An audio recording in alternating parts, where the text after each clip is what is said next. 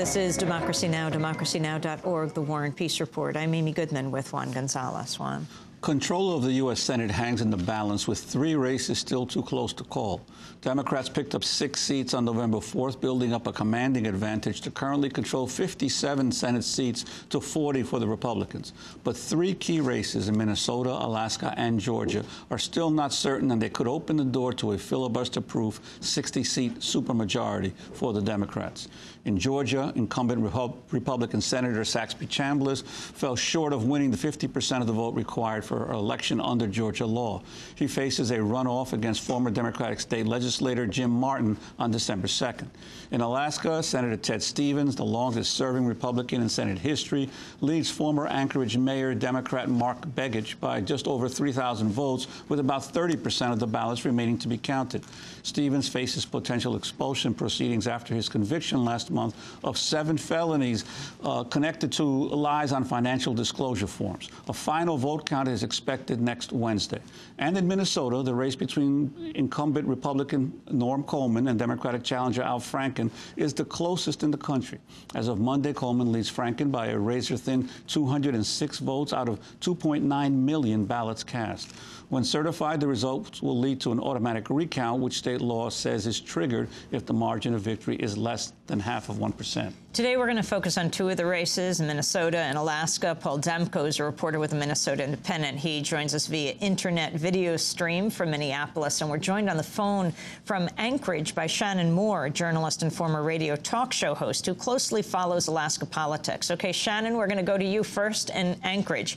How is it possible that Alaska still has basically a third of the ballots not yet counted, with, I guess it's Senator Stevens now up by 3,000 votes with the 2/3 that are counted? Good morning, Amy and Juan. It is difficult for many of us to sort of figure that out, and it's sort of creating a stir around here. There was a remarkable early voter turnout, and we think that most of that was counted with the ballots on the election night. But then an additional, about 9,000 showed up there. And then what's curious about this race is that 92% so far of the people who filed for absentee voting turned their ballots back in, and which is a remarkable number. Every couple of days they're finding 10,000 votes. And what's remarkable about that, 2004, I think only 54% turned theirs in. Now, initially, the polls showed Senator Stevens trailing badly, and yet the count now shows him with a slight lead. Concerns about that as well? Well, certainly. All of our polls have been remarkably off. Don Young and Ethan Berkowitz. Ethan Berkowitz was, I think, 8 and 12 points ahead of Don Young consistently through the whole race, and now he's 8 points behind. So, you're seeing these 16-point swings. Also, this would be the second lowest voter turnout in Alaska history, percentage-wise. And there's just a whole lot of issues. Basically, you have to believe that the 21,000 people who registered to vote in the last 4 years decided to stay home, and that people who did come out and vote for George Bush didn't feel like coming out for Sarah Palin, and people that came out for John Kerry stayed home and didn't vote for Barack Obama because there's less votes. Now, Begich was up in the pre-polling at something like 29%, the mayor of Anchorage, 29%. Nate Silver, who does 538.org, who's been remarkably prescient in almost all of .com and almost all of the other races, had this one for Begich 100%. Right, he did, and he has been remarkably accurate. And I can tell you that just in polling people in Alaska on the ground here, that's what we fully expected. It is a little screwy, and Alaska's known for having some issues here. We do use debold machines. In 2004, the Democratic Party sued to get the tabulator files. It took a year and a half to get those from the state, and when the judge finally ruled that they must turn that information over, well, it was interesting because we couldn't prove that there had been election fraud, but we could prove that the tabulator files, after the judge had ordered them be released, had been altered. And when it came time to find out who had altered them, we found out that the state had just had the password was administration. No, the password was password, and the username was administration for every employee that did anything with elections, so you couldn't tell who had done anything. So it just, there's red flags everywhere, and we're just looking close and waiting for the votes today. And are there any parts of Alaska that are particularly have undervoted, or where the problems are centered? It seems that it's exactly the same percentages. In fact, it's so close to the same percentages that it's a 61-37 margin on the presidential ballot, which is exactly the same as Bush and Kerry were.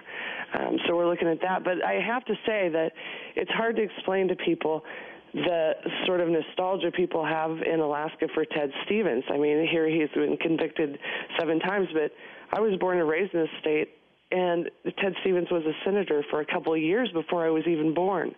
So that makes sense, everybody Shannon, everybody had the Ted Stevens story. That makes sense, except that it wasn't reflected in the polls, not even close. Exactly. So that kind of sentimentality, which is perhaps understandable, didn't seem to be reflected in the people that were polled. ProPublica has just done a piece, The Mystery of the Missing Alaskan Votes, about what's happened to all the votes. And when do you expect them all to be counted? Because, of course, when you're talking about tens of thousands of votes, that could change the 3,000 margin that Ted Stevens has got right now.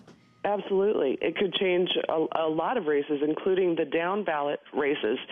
They're supposed to be counting 54,000 of the 91,000 left to count today, and we'll see where that leads us. And then they're going to count the remaining, hopefully, on Friday. And it's really frustrating, I know, for a lot of the campaigns who wanted to clean out their offices last week and carry on. And we'd like to know. And I know that Georgia and Minnesota are dealing with the same things.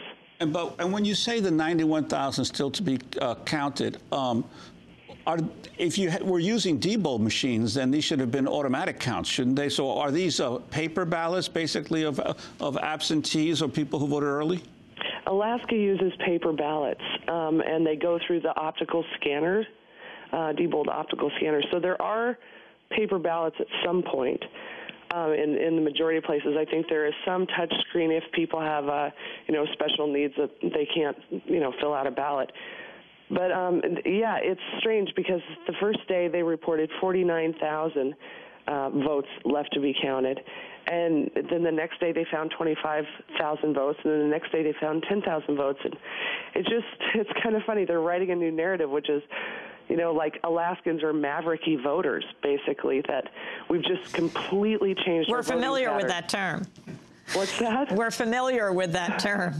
Right. Well, it's just like, they're sort of rewriting this whole narrative, like that all of Alaska changed its voting habits within 4-year time, and I don't know what's going on up here. It's really hard to tell because there's so many questions. Let's go to that issue of the maverick. The Republican senator from South Carolina, Jim DeMint, has served notice that he will seek to expel Stevens from the Republican conference at a November 18th meeting to elect party leaders for the session that begins in January. So let's say Stevens did get elected and he got expelled and there was an open seat. Where does Governor Palin fit into this story?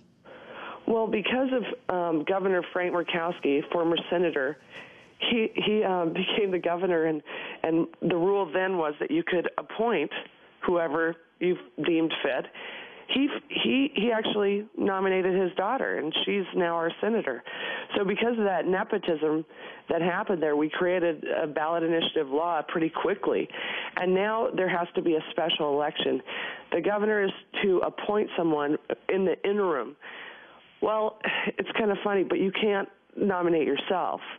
So what she'd have to do is step down from her governorship, have her lieutenant governor now, Sean Parnell, who, by the way, is in charge of elections in Alaska, have him put her into that seat for the interim, and she would campaign, and no doubt against Mark Begich. And, yesterday Sarah was talking about how she likes to blaze through doors if God puts a crack in them, and I think she'd go through that one at about 100 miles an hour.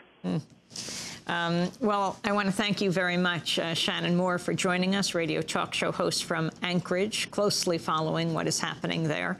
As we turn now to Minnesota, to Paul Demko, a reporter with the Minnesota Independent. Tell us what's happening in this very close Senate race. 2 of 3 that if, well, all 3 went to the Democrats, they'd get that supermajority that they are looking for, 60 Senate votes Democrat. Paul Demko, what's happening between Coleman right now and Al Franken? Well, just